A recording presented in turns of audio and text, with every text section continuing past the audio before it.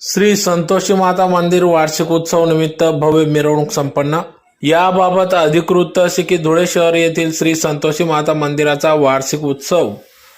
दरवर्षीप्रमाणे मोठ्या उत्साहात साजरी होत असतो। दिनांक 5 नोव्हेंबर ते 7 नोव्हेंबर या 3 दिवसीय विविध धार्मिक कार्यक्रमांनी